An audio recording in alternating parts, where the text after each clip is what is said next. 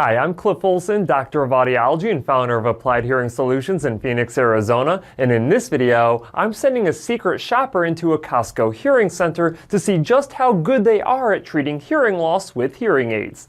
Coming up.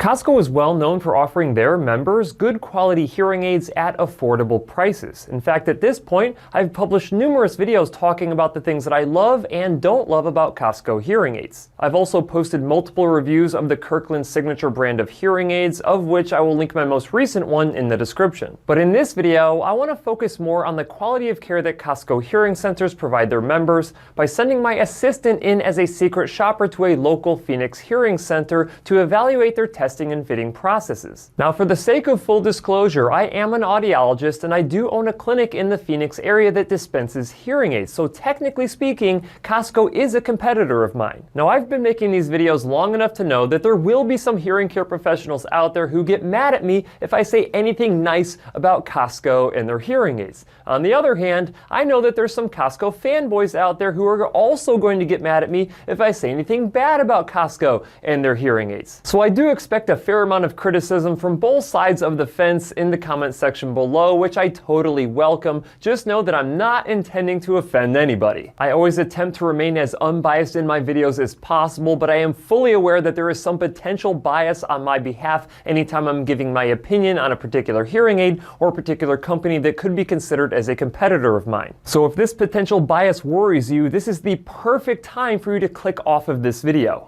That being said, if you've decided to continue watching this video, if you could do me a huge favor and click the like button, it helps out my channel a lot because it helps these videos get in front of a broader audience. And while you're at it, if you could go ahead and click the subscribe button with notification bell, that will ensure that you never miss one of my new videos. That being said, let's go ahead and get into the review. Let me start out by saying that every provider who works at a Costco hearing center around the world is of course different, but they all follow the same general processes that Costco has put in place. Based on hundreds of direct interactions that I've had with individuals who have hearing loss, it is not uncommon for some individuals to have a terrific experience at a Costco hearing center and some individuals who have a horrible experience at a Costco hearing center. This largely has to do with which hearing care professional you get. Alright, with that out of the way, I recently had my assistant who has a mild to moderate hearing loss schedule an appointment at a local Costco hearing center so we could evaluate Costco's dispensing model and the quality of care provided by Costco. This whole process took a number of visits to the local Costco, and I had my assistant type up a 10-page report giving me every single detail about her experience. My assistant has a lot of knowledge when it comes to the testing and fitting process, not just because she has hearing loss herself, but because she's been working alongside me for a long time now. Let's start by going into the scheduling process at Costco. Costco schedules 45-minute appointments for initial hearing testing and device selection. Scheduling my assistant's tests was very easy. I think we had her into the Costco hearing center within a week. Of course, it was scheduled in the summertime, and in the summertime, things tend to slow down a bit in the Phoenix area, except for companies that sell air conditioners. Right off the bat, we found out you're going to actually purchase devices from Costco. You have to be a member of Costco. All right, time to get into the testing. The provider at this particular location was a hearing instrument specialist, not an audiologist. The main difference being formal education for an audiologist that is not received by a hearing instrument specialist in most cases. That being said, I have absolutely nothing against hearing instrument specialists. I think that they can be fantastic as long as they really know what they're doing when it comes to testing and fitting hearing aids. According to my assistant, this particular provider had a fantastic personality, which is terrific because you always want to like the person that you're actually working with when you're getting your hearing treatment because you spend so much time with them. Upon reviewing the case history of my assistant, they spent some time talking about previous experience with hearing aids, but didn't really spend a whole lot of time identifying where my assistant is currently struggling with her hearing loss. After spending a few minutes on a brief case history, she went ahead and performed otoscopy on my assistant, and this is where she identified a possible perforation in her eardrum. I went ahead and took the liberty of performing video otoscopy inside of my assistant's ear ear canal so you can see what the provider saw, and this is clearly not a perforation, but just a bit of darker colored earwax on her eardrum. Despite the fact that it is pretty easy to determine the difference between a perforation and earwax on the eardrum, it could have easily been solved by performing tympanometry, but Costco does not perform tympanometry testing. I'll get into the discussion of whether or not this should have been referred to an ENT here in a minute. Okay, so after speculating whether or not my assistant had a hole in her eardrum, they went ahead and continued on to testing her hearing. Now, I'll be the first person to tell you that my assistant is a very difficult person to test. She does a lot of false positives, meaning she'll click that button even if you're not presenting her with a tone, and it can be very difficult to test someone like this even if you're a seasoned audiologist. Let's go ahead and take a look at my assistant's Costco test results. Based on what we can see on the audiogram, the Costco provider tested air conduction thresholds, bone conduction thresholds with masking, uncomfortable levels with pure tones, most comfortable levels with speech, speech reception thresholds, and right, left, and binaural word recognition scores. On the surface, this looks like a pretty typical hearing test. However, I do want to point out a few things. Number one, there is a pretty significant air bone gap, which is the gap between the X's and O's and the square brackets. This could indicate a conductive hearing loss and possibly confirm a perforation in my assistant's eardrum. However, the suspected perforation was only on the right ear, not the left ear. Now, anyone watching this video who knows the technical aspects of performing masking during bone conduction testing would be able to see the problem with how this test was administered, which is that the masking levels used by the Costco provider were too low. This actually created a false air bone gap and ultimately an inaccurate test result and incorrect diagnosis of a conductive hearing loss. The other thing worth noting is that word recognition testing is measured in either 2% or 4% increments, because either a 25-word list or 50-word list is used for each ear. However, the provider got a 95% score, which would indicate they tested 100 words, and according to my assistant, they did not test 100 words on that particular ear, which tells me that this provider did not record the results of this test correctly on the audiogram. I would have also liked to see a speech and noise test completed, which would have provided much more useful information rather than a binaural word recognition test that anyone could have predicted would have been 100% due to the high binaural scores obtained. Overall, if I had to give a grade on how well the testing portion of my assistant's evaluation went, I would have to unfortunately give it an F. While the provider did have a very caring demeanor, they did not follow a person-centered care approach of identifying where my assistant was having hearing difficulty at, which is extremely important when you're going to be treating someone's actual hearing difficulties. She mistakenly identified a perforation in the eardrum, even though it was very easy to see that this was just earwax. She didn't perform speech and noise testing, which is a part of best practice care, and she ultimately incorrectly tested her hearing, which not only led to an inappropriate referral to an ENT for medical clearance, but it also is going to result in an improper prescription for actually setting up and programming a set of hearing aids. Okay, so we're not off to that great of a start, but let's go ahead and get into the hearing aid recommendation process. It is no secret that Costco has a good selection of hearing aids. They have the Kirkland Signature brand, which is made by Phonak. They have the Jabra brand, which is made by Resound.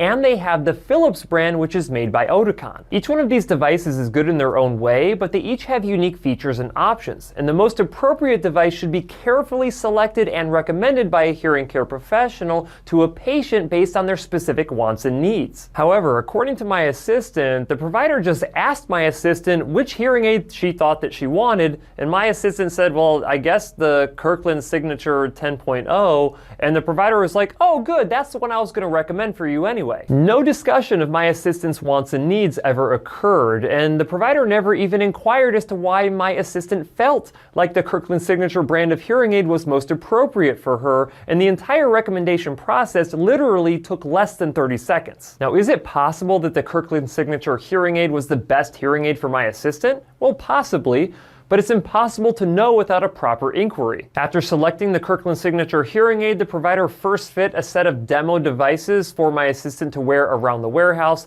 and after she was done doing that, they went ahead and scheduled her for a fitting appointment that happened 2 weeks later. If I had to give a grade to the Costco hearing aid selection process, I would have given it a D, and the only reason I didn't give it an F is because the provider actually did ask the opinion of my assistant, and I always like that. I always ask my patients if they feel like there's a particular hearing aid that interests them, but then I would actually spend time to identify why that particular device they felt was the best for them, and if there was a different device that could do even better for them, I would make a different recommendation. However, not even taking a minute to ask my assistant why she felt like the Kirkland Signature brand of hearing aid was most appropriate is completely inexcusable, especially since the vast majority of individuals with hearing loss have really no clue what they're looking for in a hearing aid. Now, it's probably not fair because this Costco provider only had 45 minutes to do everything from the case history to the testing to the hearing aid selection process. It typically takes me 2 hours to do a detailed case history, to do a detailed comprehensive hearing evaluation with speech and noise testing,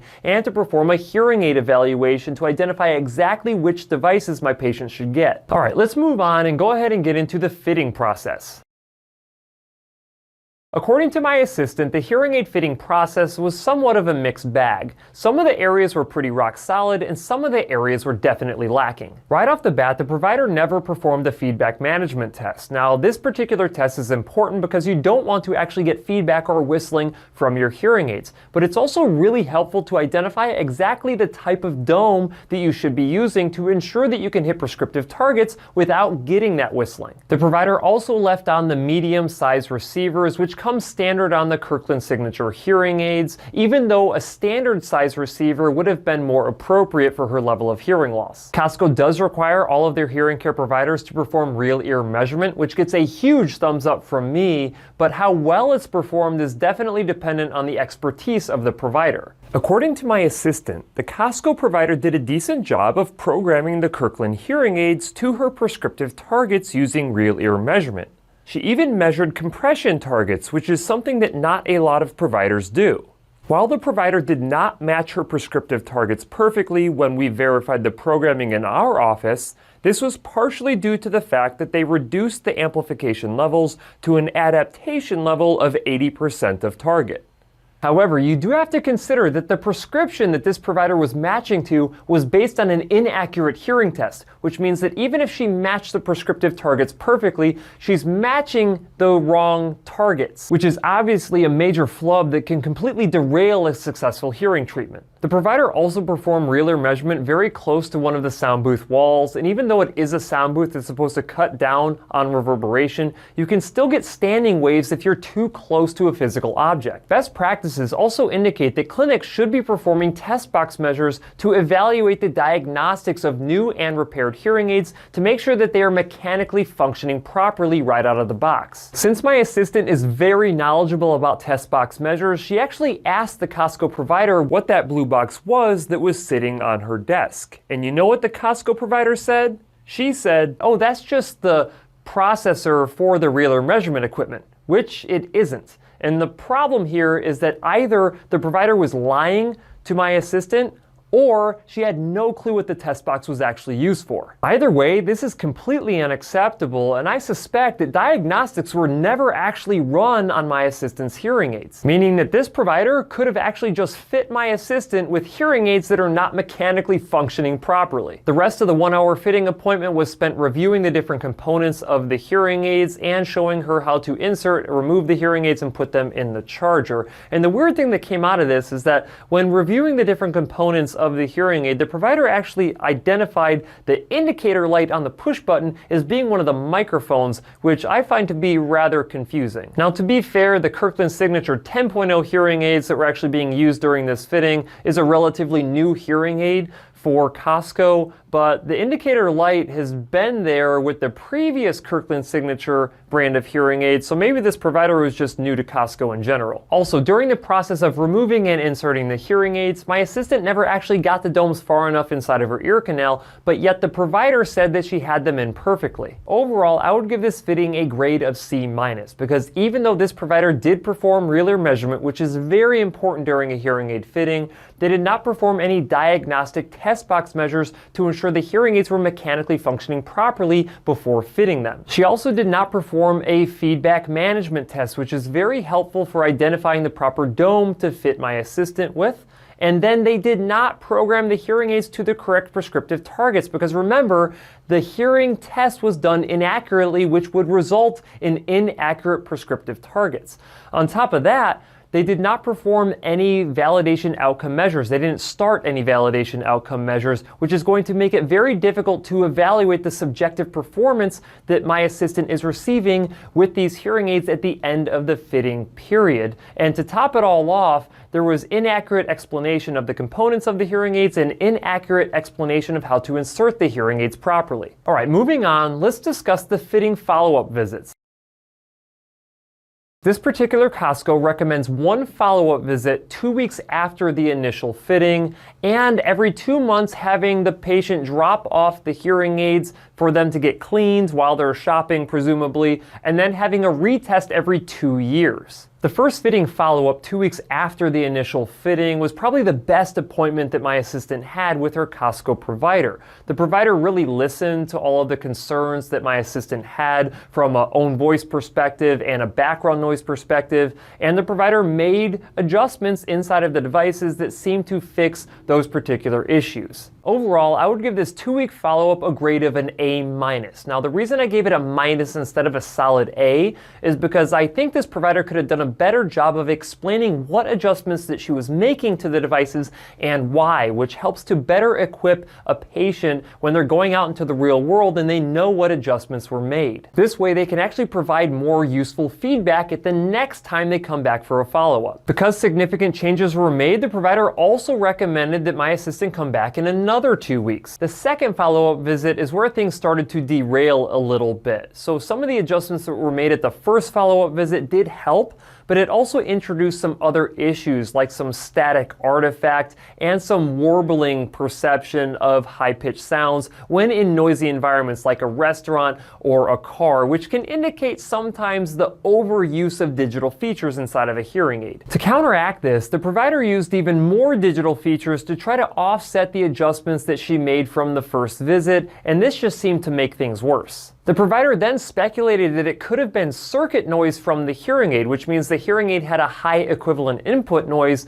The thing is that if you do run one of those diagnostic test box measures, it will actually show you what the equivalent input noise is of a hearing aid. And so instead of actually switching out receiver wires when you don't know if the receiver wire is faulty, just ended up resulting in a bunch of wasted time and ultimately still had the same issue. When these adjustments and modifications did not work, the provider actually called Phonak to try to get some help with the actual programming of the devices. Unfortunately, all of the recommendations that Phonak was making from a programming adjustment standpoint were only being applied to the Calm program instead of being applied to the noise programs. Now remember, the issues that my assistant was having were in noisy environments, so any recommendation that was made by Phonak would have had no impact on any of the problems that my assistant was having. After getting off the phone with Phonak, the provider actually said, "You cannot expect me to know how all the software works."